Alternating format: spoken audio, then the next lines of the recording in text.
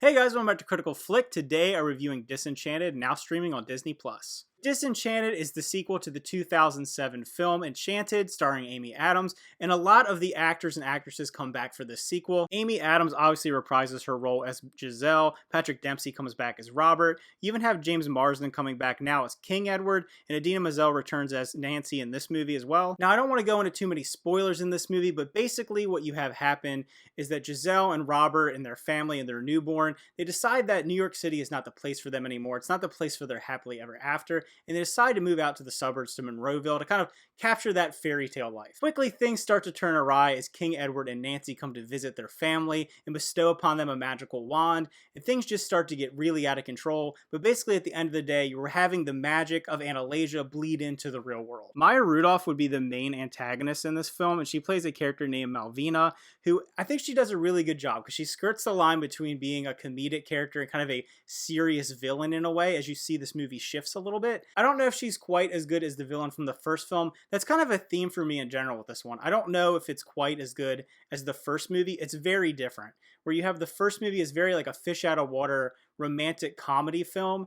This one is more of kind of your regular run-of-the-mill fantasy story, because at the end of the day, while the movie starts off in that kind of fish out of water style, it slowly turns into being kind of a more generic princess story in a way. One thing I will say that I did enjoy about this movie is it really dives into the idea of family and what happily ever after really means. The movie revolves a lot around the relationship between Giselle and her daughter Morgan. So that kind of conflict of being a stepmother and dealing with a teenager that doesn't really want to be where they are, is kind of moving on with their life, getting detached from their parents. It has a lot of really strong messages when it comes to that. And it has pretty strong messages as well about accepting who you are and kind of your role in life and not trying to be perfect all the time. I will say this movie is definitely on a much, much larger budget than that first film. There are a lot of really big visual effects, a lot of really incredible magical things happening in this movie, and I think for the most part it does look really good. I think especially children might enjoy this movie just because of the spectacle of it, but I do think it loses a little bit of that charm and heart of the first film. I do think Amy Adams is great as Giselle. She brings such energy and like lightheartedness to this character that she really does pop off the screen. It's one of those roles that she's kind of really meant to play,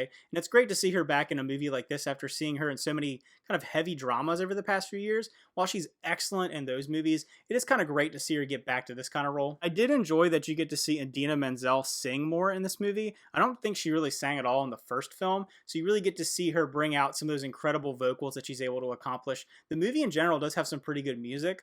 I would say it's almost on par with the first film. There were a few memorable songs and some really big set pieces that go around those songs, so I think there is something to enjoy there if you like the music of these films. I was a little disappointed that Patrick Dempsey's character Robert kind of takes a little bit of a back seat in this movie. Obviously in the first film he's a large focal point of the film. It really is about their relationship and them growing together. This movie really shows him kind of off on a little side quest throughout most of the film. It focuses mostly on the mother-daughter relationship and that conflict with the villain, but you do get to see him kind of come on his own and understand who he is as a person. The movie is a lot about self-discovery and relationships and family, so I think it works to some degree, but he really just felt kind of like a weird little side plot for a lot of the film. I think some of the best moments were having James Marsden come back as King Edward and Idina Menzel coming back, because I think they bring a lot of light and energy to this movie that's from the first film. I thought he was fantastic in the first movie. I think it was such a standout having this over-the-top prince character running around New York City. When he comes back into the real world now, it feels the same. There's some really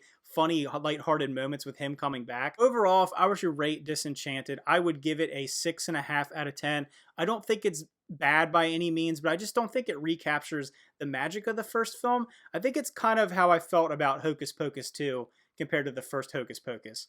Like, they feel like these older movies hold a special place in the hearts of people, and the way they kind of one-off things, they're kind of lightning in a bottle, and you're trying to recapitalize on this so many years later. I think it just loses a little bit of that charm, but I think everyone definitely put their best foot forward when it comes to the actors and the people making this film.